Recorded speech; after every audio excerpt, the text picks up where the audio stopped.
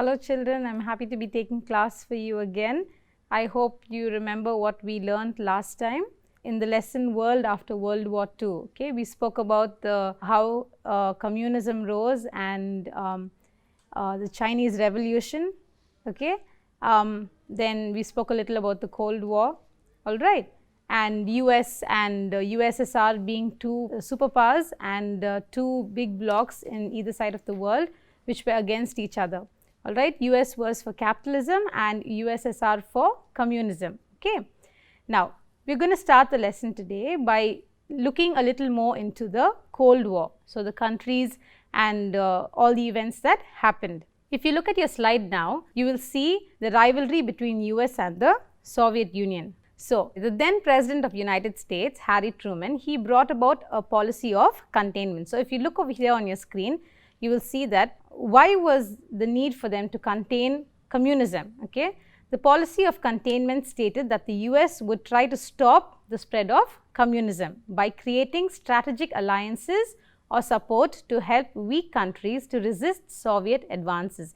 So here we see that the Soviet Union, the USSR, wanted to spread communism, but US wanted to stop the spread of communism. So thereby the policy of containment. All right, so children, if you look at your screen, you can see there in 1948, what happened was the Soviets had established socialist governments, okay, in the countries of Eastern Europe. Now, these countries were actually liberated from the Nazis by the Soviet army. Now, the president of USA, like I said, Harry Truman, he pursued a policy of containment of communism. He did not want to spread communism. Now, if you look at the third point, the Soviets were, however, determined not only to maintain control of Eastern Europe, but also keen on spreading communism worldwide. So here we see that they wanted to control the Eastern European countries and they wanted to spread communism. Look at the next slide, we will see what is the meaning of Cold War. Cold War, now we know what is war, like fighting between countries, but Cold War was not actual physical fighting, okay, but it was a war waged on like political matters, economic matters, ideological fronts, all right. And this went on between US and USSR and the countries which they were supporting. We have something called the Marshall Plan. Now, what was the Marshall Plan? That the then Secretary of State, George C. Marshall, he had an idea for a self-help program. Okay, why? Because after World War II, what happened was many countries were in a state of poverty and unemployment, okay, and thought of communism was more appealing to them, okay, because in communism it is all equal, okay, equal pay for everybody and everybody are equal and the state owns everything. So because of that, what did Marshall think was, he said we will have a financed program whereby we would help all these countries who have been affected by the World War. The US conceived the Marshall Plan to bring the countries in Western Europe under its influence. Now, USSR was targeting the Eastern European countries, whereby here we see that US was targeting the Western European countries and they wanted to bring them under their influence. Okay. The plan sought to help the countries of Europe with American dollars to facilitate their early recovery from the destruction caused by the war. So, basically here we see financial aid. If you see here in this slide, they not only helped them financially, but administration wise, okay, technical assistance. These were also offered through the Economic Cooperation Administration of the United States. But this funding stopped in 1951. All right. So I hope you understand what the Marshall Plan is. They wanted to also have an impact on, or rather influence on, other countries. So the Western countries to be in particular, okay. So what they started doing is they started aiding these countries so that they would help these countries. They were all destroyed after the World War, right? So to help them get back again, they were helping them monetarily, financially, okay. After the US and USSR had influences on various countries, we have the forming of various military alliances. So first we're talking about NATO, okay. The United States and its European allies formed the North Atlantic Treaty Organization. So what does NATO stand for? North Atlantic Treaty Organization. So this was formed by the United States and its European allies to resist Soviet aggression in Europe. Now, this was an alliance, like a military alliance, interstate military alliance, like my army and your army will fight for each other, and an alliance between both the countries and the armies. The major members, so if you look over there at the third point, you can see the various countries that were members of this NATO. Canada, Belgium, Denmark, France, Iceland, Italy, Luxembourg, the Netherlands, Norway, Portugal and the United Kingdom. These were the various countries who were members of the NATO in the beginning. You see over here later on Greece and Turkey also joined the organization, Germany as well, and the chief objective of NATO was peace and security in the North Atlantic region. So if you look over here at the image, you can see the flags of the various member countries, and if you look over there at the map, you can see the Northern Atlantic part. You can see all the member countries mentioned over there. Now next we will look at SEATO or Manila Pact. It was also known as Manila Pact because during the meeting at Manila, this organization was thought about. So SEATO stands for Southeast Asian Treaty Organization. Now, this was a collective organization for the security of countries of Southeast Asia. If you look over there also, you can see the various countries. The US, France, England, New Zealand, Australia, Philippines, Thailand and Pakistan were member countries of the SEATO, and they all joined together to prevent communism. They were not for communism. Now, all the countries, you should remember, that were siding or were getting the support from US were not for communism, but they sided with capitalism. Look at the last point. Unlike NATO, so NATO was a military alliance. Okay. Unlike NATO, SEATO had no joint commands with standing forces. Standing forces are none other than our army. So NATO, you have military alliance. SEATO, you just have a membership, but their armies were not together. Now, the next pact was Warsaw Pact. Now, we spoke about NATO and SEATO, right? Now, these were the pacts which were signed by the United States with the Western European countries. Now, the Warsaw Pact, if you look over here at the points, it says that as a counter to NATO, the Soviet Union organized the Soviet bloc countries for a united military action. So, under the Warsaw Pact. So, like how the US formed a pact, the USSR also formed a pact. Now, in December 1954, a conference of 8 European nations, so we see here Albania, Bulgaria, Hungary, Czechoslovakia, East Germany, Poland, Romania and Russia. This conference took place in Moscow with these 8 member countries. So, they brought about a treaty in 1955 and this was known as the Warsaw Pact. Now, here as well you have a joint command of forces of the member countries with the headquarters at Moscow. So, all these members also, like NATO, here in Warsaw Pact, the military of all these countries were joined together. Okay. The Warsaw Pact was dissolved in 1991 following the breakup of USSR. Now, why does it say following the breakup of USSR? Because through these years USSR was actually strong, but over time the impact of USSR broke up and it was not as powerful as before and many countries were leaving. So, USSR actually dissolved. So, when USSR dissolved, the pact is dissolved as well. Now, next we have the CENTO or the Baghdad Pact. So, if you see here, actually 5 countries, right? United Kingdom, Turkey, Iraq, Iran, Pakistan. Okay. These countries together signed the Baghdad Pact. All right. In 1958, the United States joined the organization and thereafter it came to be known as the Central Treaty Organization. Well, actually the name changed to CENTO or the Central Treaty Organization. Actually not only because US joined, but because Iraq left the pact. Okay. In the beginning, Iraq was a part of the Baghdad Pact and Baghdad is the capital of Iraq. That's where it happened. So, that's why it was known as the Baghdad Pact. All right. But since Iraq came out of it and when US joined, the name changed to Central Treaty Organization.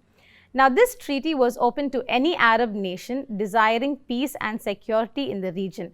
CENTO was dissolved in 1979. So, this pact was also any Arab nation, okay, which wanted peace could also join this pact. So, now we will move into going a bit in detail about the Cold War. Okay.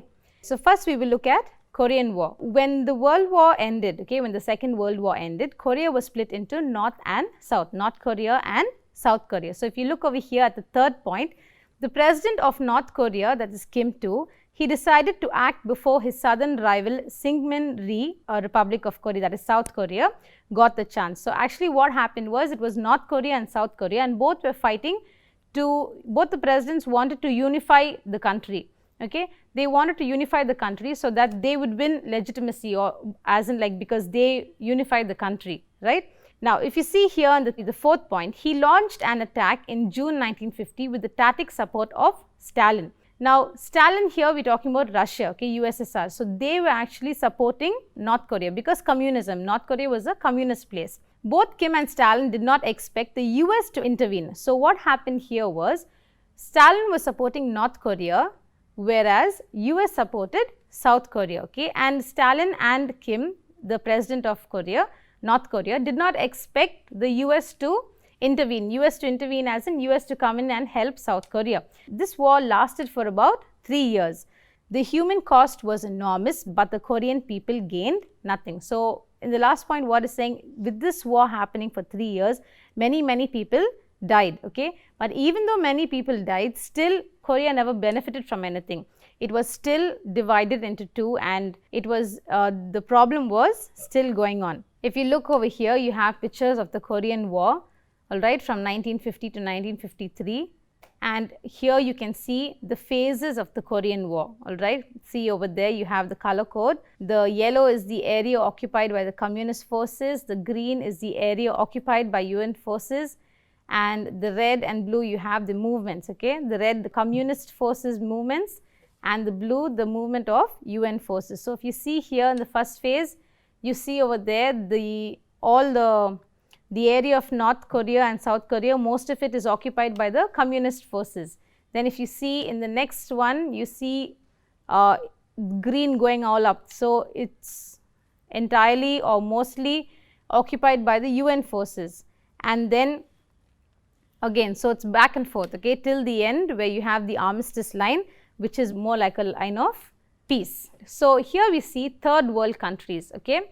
The capitalist countries led by the US were politically designated as a first world countries. So, the capitalist countries were more developed, they were more at that time they were more developed than the other countries, okay. So, they were known as the first world countries. Then all the communist countries were known as the second world countries, okay. And then you have, see the third point, states outside these two were called the third world countries, okay. If you look at the map over there, you have the color coding.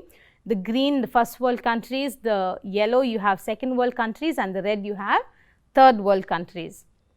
Now, if you look over here, we have, I think last class we learned about non-aligned movement, wherein the certain countries decided not to side with US and not to side with USSR, okay.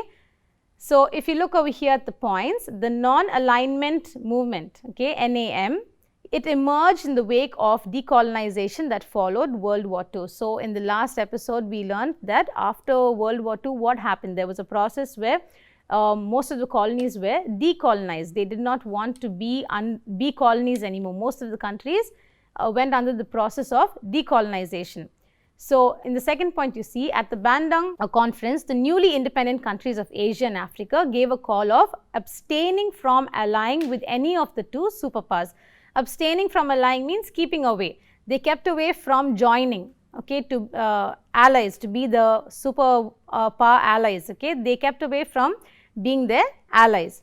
Now, in the third point you see, it also pledged to fight all forms of colonialism and imperialism. Colonialism is what we experienced, or what many countries have experienced. Some other country will come and colonize our country, or imperialism, we will be under a super developed country or a superpower, okay. Now, the non-aligned movement held its first conference at Belgrade in 1961 under the leadership of Tito. You have various countries over there. You have the leader of Yugoslavia, that is Tito. You have Egypt, Nasser, Nehru for India, and Nkrumah for Ghana, and Sukarno for Indonesia. If you see over here in the map, you can see the various countries who took part in the non-aligned movement conference.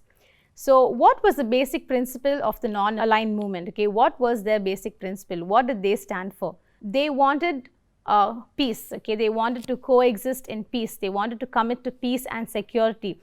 They did not want any military alliance with any superpower. So, if you were a member of non-aligned movement, you were not to have any military alliance with any superpower, and they did not want to give permission, or they agreed not to give permission to any superpower to build its military base in their territory. For example, now in India, we would not give permission to any other superpower to build their military base in our country. Okay.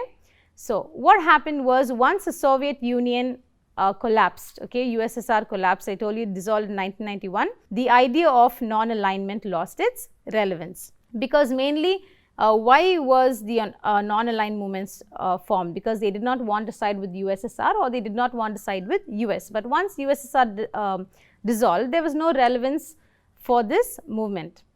Okay, so now the Cuban Revolution. Now this is also another country where we will go in more detail about the Cold War. Okay, so what happened in Cuba? Now Cuba also was a communist country. Okay, so if you look over here in the first part, the United States had its satellite states in Central America, the Caribbean, East Asia. Okay, so what is a satellite state? Now satellite state is where the country is actually independent, but major influence like economic and political influence comes from a superpower. Okay, so we can say it's not entirely independent. Okay, the country is independent, but the full influence is coming from a superpower. So if you see here, United States had its satellite states. Okay, now these were governed by ruling groups made up of military personnel, landed gentry, and occasionally of local capitalists. I told you, right, US stood for capitalism. So in Cuba, what happened was, Fidel Castro, he took power. Okay, if you look at the points over here, the US owned oil refineries on the island refused to process Russian oil. So beside Cuba, you have the Gulf. Okay, so people were drilling oil from there and sending it to Cuba to be refined. Now these refineries in Cuba were owned by the US, okay, by USA. Now what happened was, so they were sending their oil to be refined by US. Now since it was owned by US, they did not want to refine the oil which was sent from Russia. Okay, they did not want to process Russian oil. So what did Fidel Castro do? He nationalized them. He nationalized the oil refineries. What does it mean by being nationalized? Okay, that means being owned by the state or the country. Okay, so what he did, he nationalized the oil refineries. So then what US did? So US retaliated by ending the arrangement by which it bought the bulk of Cuba's sugar. So US was buying a huge bulk of sugar from Cuba. So what did US do? Because Fidel Castro nationalized the oil refineries, they stopped this arrangement to buy sugar from Cuba. All right. Now what did Fidel Castro do then? What he did was, he nationalized the US owned sugar companies as well. And he also ended US monopolies in electricity and telephone. So most of the things that were US owned over there in Cuba, he stopped all that and he nationalized it, okay, which means it belonged to the state of Cuba. All these gravely threatened American economic interests. Of course, yes, because if they are owning something and then it's not owned by them anymore, but it's nationalized by that particular country, that will hit the interests of America. Now, if you see here, the next one we have Cuban Missile Crisis. Okay, so what happened was, now after this took place between US and Cuba, in 1961, while landing an army of Cuban exiles on the island of Bay of Pigs, okay, the US bombed Cuban airfields with the objective of overthrowing Castro's regime. Now, the Bay of Pigs was an inlet at the coast of Cuba. Okay, we learned what happened before, right, between US and Cuba. So US did not like what happened and they wanted to bomb Cuban airfields. Okay.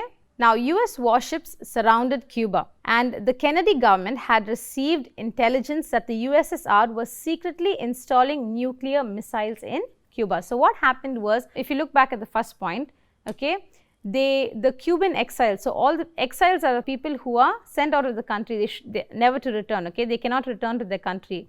So what did US do? They made an army of all these Cuban exiles and they used them to bomb the Cuban airfields. Now finally what happened was, the president, okay, Khrushchev, that is the USSR president, the Soviet president, he agreed to withdraw the missiles, to take away the missiles from Cuba, okay, and defuse them as well. If US does not come back to Cuba, US also should leave Cuba, okay. Eventually what happened? Both the sides reached an agreement and the Soviet Union removed the missiles from Cuba, and US also left Cuba and did not return. Now, we are going to talk about the Arab-Israeli war. Okay. Now, if you look over there in the map at the side, okay, you can see that after World War II how the Middle East looked, all right. And if you look down, you have a thing called the British Mandate, okay, and you have also the French Mandate. So, the Middle East actually after World War I, they lost the war, okay, and France and Britain were the countries who actually won World War I. Now, the Treaty of Versailles had provided for mandates in Turkish Arab Empire, okay. So, if you see here, France was given Syria and Lebanon, and British was given Iraq and Palestine and Jordan. Now, the Arabs did not like what happened, because they actually thought that after World War I, they will be an independent country. They did not want to be under somebody again, even after World War I, okay. And what did Britain do was, Britain promised the Zionist leaders that it would give one of the Arab lands, that is Palestine, to the Jew settlers, okay, because the Jews were spread all over the world. So, British promised that it would give Palestine to the Zionist leaders, so to allow the Jews to come back and settle there, and this made the Arabs even more angry, okay. So, what happened was, there was a growing enmity, okay, between the Arabs and the Zionist settlers, that was the Muslims and the Jews. And because what happened was, when they came in and settled, they were buying Arab lands, and the people who actually were living over there, the Muslims who were living there with peasant families who were poor, they had been taking care of the land for centuries, but they had to leave and go while these Zionist leaders brought in the Jews, okay. Now, what happened was, at the end of October 1945, okay, that is now, this is what we, 1919 we spoke about during World War I mean, what happened after World War I. Now, this is World War II, 1945. What happened was, there were underground organizations, okay, like the Ergun Zwei Lumi and the Stern Zionist, okay, that was the terrorist organization. So, they started launching terror attacks on a large scale. You have railways, bridges, airfields, governments, all these were blown up, okay, because of these terror attacks. Now, what did the British do? The British asked the UN to come and solve the problem, okay, and because of lot of pressure put by the superpowers on the United Nations, okay. Now, United Nations was formed after World War II, yes. So, because of lot of pressure put on the UN after World War to help or to intervene in this situation, the UN resolved to partition the British Mandate of Palestine, okay. So, in Palestine itself, they made one part for the Jews, one part for the Arabs. So, you had one part was a Jewish state and one part was an Arab state, okay. And when this happened, there were a lot of clashes that broke out between the Arabs and Jews in Palestine. So, if you can see the image over there, you can see the map. In Palestine, in the area of Palestine itself, you can see the Jewish state and the Arab state. You can see over there Palestine being separated as a Jewish state and Arab state, yes. So, what happened was, Israelis, they got control of the main road to Jerusalem, okay, and they were able to push away the Arab attacks also. So, to have a, what do you say, like something of a peace agreement, okay, armistice is peace, okay. There were temporary frontiers, like lines between Arab states and the neighboring states, okay, between Israel and each of the Arab states. Israel people remember this war as the war of independence, okay, but for the Arabs, they remembered it as Nakba, which means catastrophe, all right, because a lot of Arabs became refugees. They had to leave their hometown, and Israel was also joined into the United Nations, and the Arabs were actually against it, okay. They were against Israel joining the United Nations, but still they were accepted in. We're going to talk about the Zionist movement, okay. So, what was this Zionist movement? So, actually Palestine is the home of the ancient Jews. If you look on your screen, you can see the small write-up over there about Zionist movement. So, at that time, only few thousands of Jews were living in Israel, okay, Palestine, and 15 million were scattered all around the world, okay, parts of Europe and North America. So, this was actually referred to as diaspora, where people were not living in their native place but spread all over the world. Okay, now the person over there, if you see on your slide, there's an image of a man. He is actually Theodor Herzl. Okay, he was a journalist and he published a pamphlet which stated that the Jewish state calls back all the people to come home. Okay, so if you look at that line there, the Jewish state, in which he called for the creation of a Jewish national home. Okay, and then the World Zionist Organization was founded. Now, next we will move on to the Suez Canal crisis. So, if you look at the slide again, you can see a picture of Colonel Nasser. So, actually in a coup is where if somebody is ruling, they would be taken off as from their position by force, all right. So, in 1952 in a coup, Colonel Nasser became the president of Egypt. And what he did when he became the president is he nationalized the Suez Canal, which means the canal belongs to the state, yes. If you look at the map over there in the same slide, you can see over there Egypt, right? In between actually is the Suez Canal. You can see the Gulf of Suez clearly. Above actually is the Suez Canal. So, what he did was he nationalized it, which means it belongs to the state. So, Britain and France did not like this. So, they tried ways of diplomacy, but that failed as well. Okay. So, at this time Israel, if you look at the map again, you can see Israel on the side over there. So, Israel found this as an opportunity, and you can see Suez Canal, Gulf of Suez one side, and you can see Gulf of Aqaba. Okay. So, what did they do was they opened that Gulf, all right. They opened that Gulf so they would have a way for shipping, because if they passed the other way, they were having Egyptian border raids. Okay. So, to prevent these raids, they opened the Gulf of Aqaba. So, I hope you learned with me as well. We will continue this lesson in the next episode. Thank you, children.